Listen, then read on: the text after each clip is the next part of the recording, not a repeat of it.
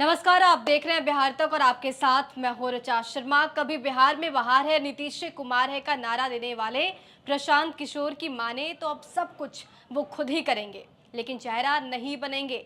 चेहरा अब भी कोई और ही होगा और सिर्फ एक ही चेहरा नहीं होगा बल्कि चेहरे बदलते रहेंगे। 10 साल पहले देश के सबसे बड़े चुनाव रणनीतिकार के तौर पर सामने आए प्रशांत किशोर ने 2 अक्टूबर 2022 को बिहार में जन सुराज यात्रा की शुरुआत की थी और अब ठीक 2 साल बाद 2 अक्टूबर को वो अपना जन सुराज नाम से राजनीतिक दल को लॉन्च करने वाले हैं।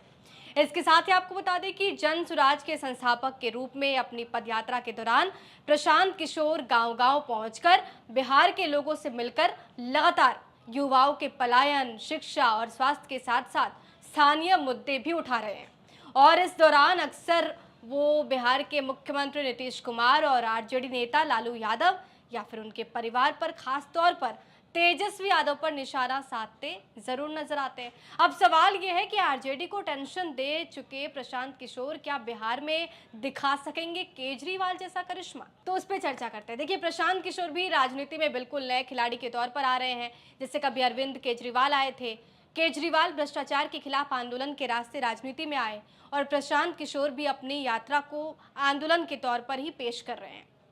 दोनों में एक बात तो कॉमन नजर आती है कि दोनों ही राजनीतिक जो नेता है वो अपनी मदद से और राजनीति की मदद से हालात बदलने की बात कहते हैं।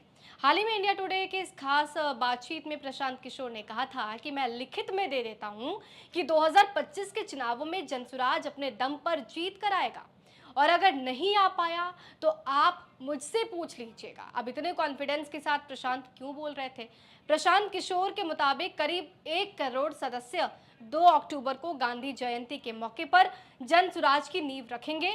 पहले दिन 1,50,000 लोगों को पदाधिकारी नामित करने के साथ इसकी शुरुआत की जाएगी। जन सुराज के अध्यक्ष का कार्यकाल 1 साल का होगा और 5 साल की अवधि में अलग अलग करके सबके 5 अध्यक्ष चुने जाएंगे। हर तबके से अध्यक्ष ये चुने जाने हैं और जिसमें पहला जो अध्यक्ष होगा वो दलित समाज से आएगा।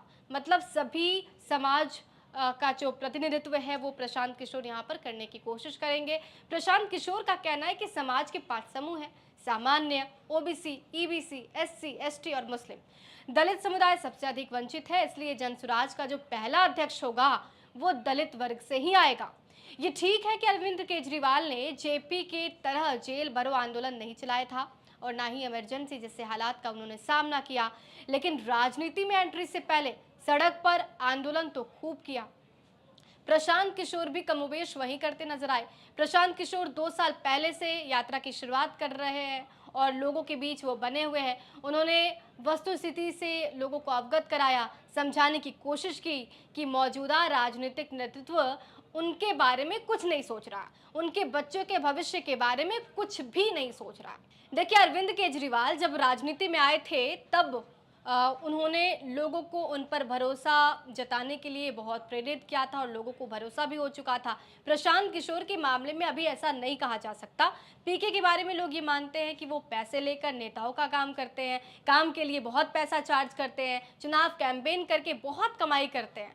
पीके को कितने पैसे मिले या फिर कहाँ से मिले, लोगों के मन में तो बस यही सवाल है और अब ये मानकर भी चलना चाहिए कि चुनावों में ये सवाल उनसे जरूर पूछा जाएगा और पीके को जवाब देना ही होगा।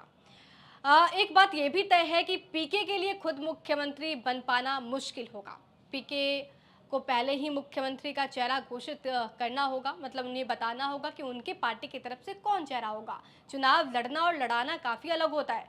अभी तक पीके ने नेताओं के नाम पर चुनाव लड़ाया, सफल हुए। हो ये भी सकता है कि बिहार में हालात वैसे ही हो जैसी परिस्थितियों में पीके अपने क्लाइंट को चुनाव जिताते रहे हैं, लेकिन चेहरा बहुत महत्वपूर्ण होगा। ऐसे में पीके को यहाँ पर ये डिसाइड करना पड़ेगा कि उनकी पार्टी चुनाव में उतरती है तो उसका प्रतिनिधित्व कौन करेगा, मतलब चेहरा कौन होगा जिस पर पीके के तमाम जो जनप्रतिनिधि है वो चुनावी मैदान में उतरेंगे।